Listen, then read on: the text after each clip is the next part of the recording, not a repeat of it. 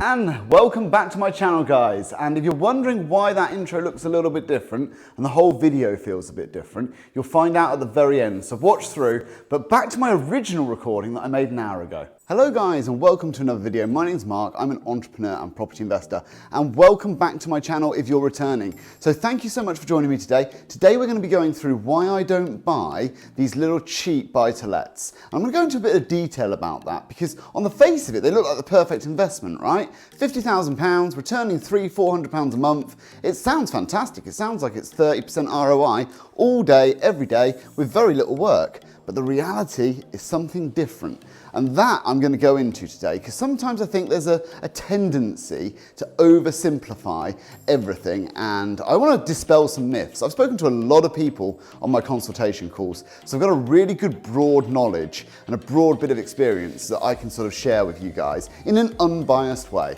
So let's go and talk about why I don't personally buy these cheap buy-to-lets. And I've also got some other really exciting news to share with you.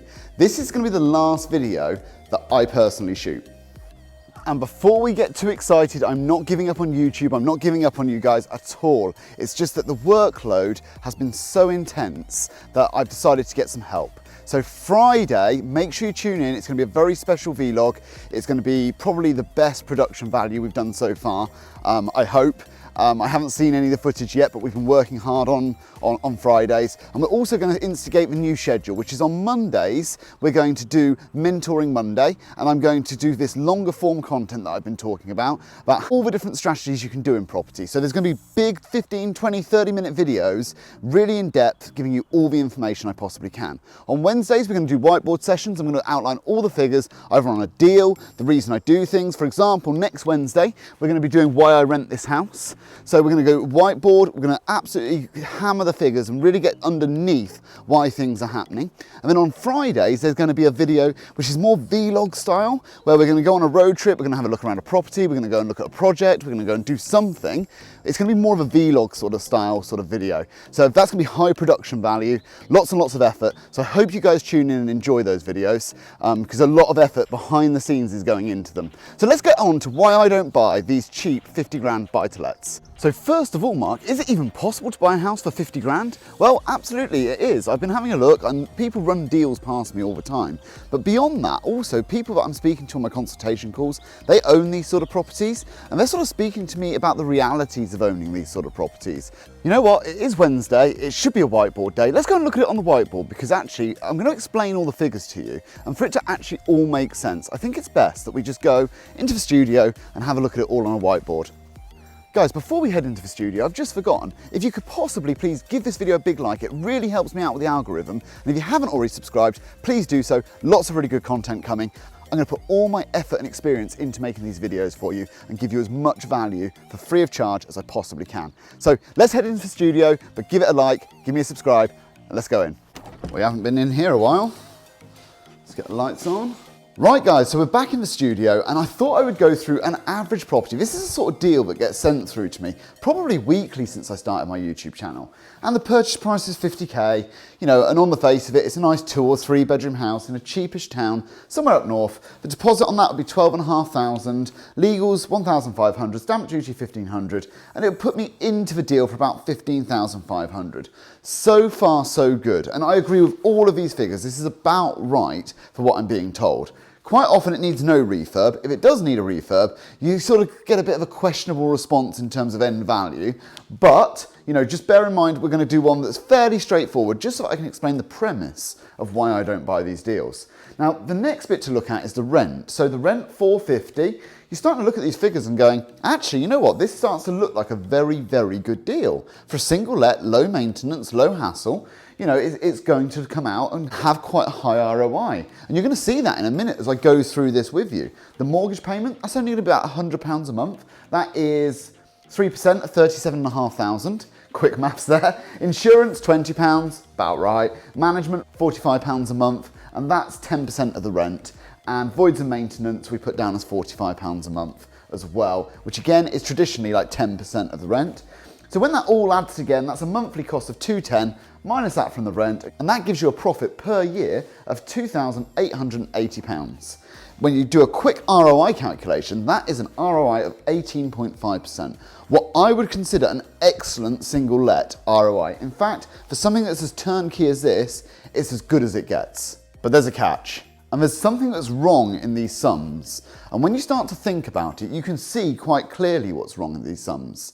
Now, what could it be? Is it the mortgage? No, the mortgage is absolutely fine. £100 on the £37,500, that's correct.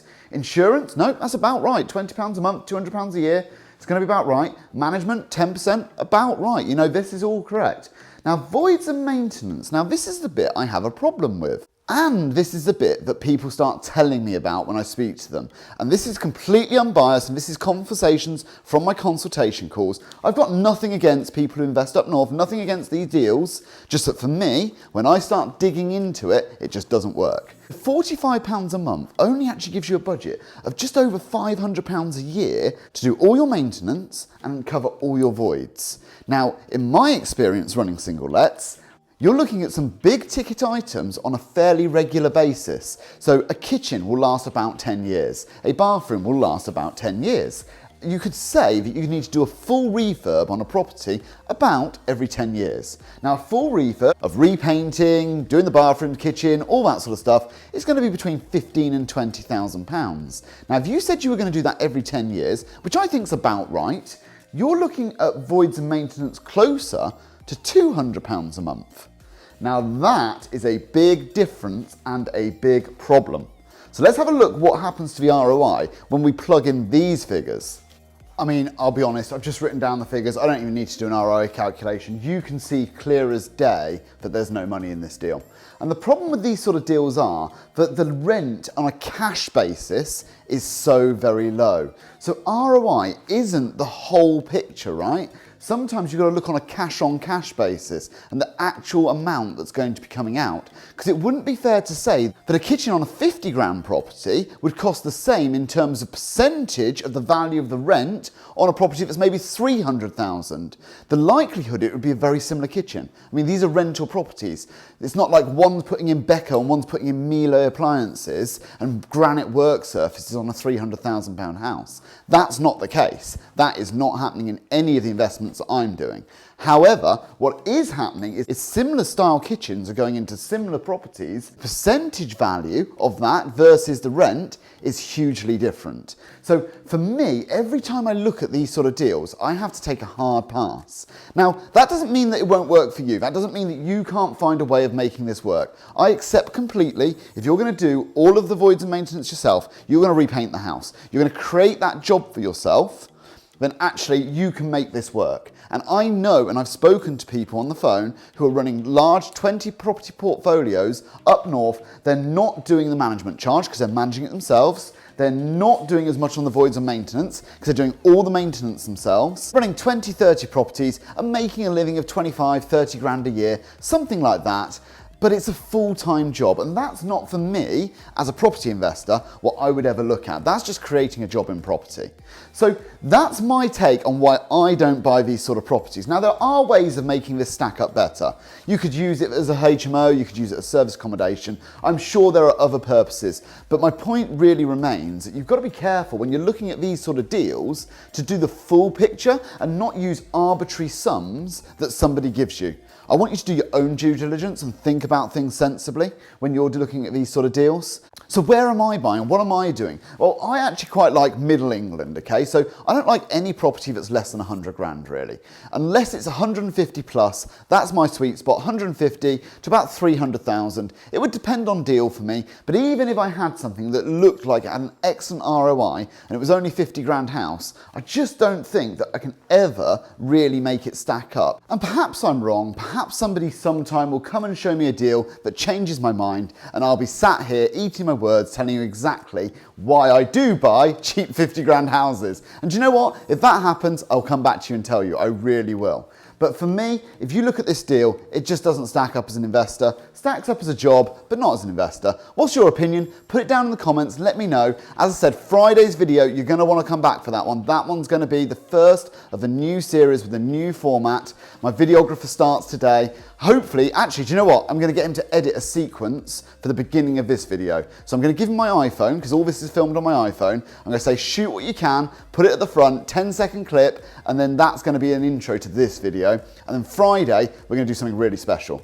So come back on Friday. I hope you've enjoyed this video. I will see you again in 2 days' time. Cheers.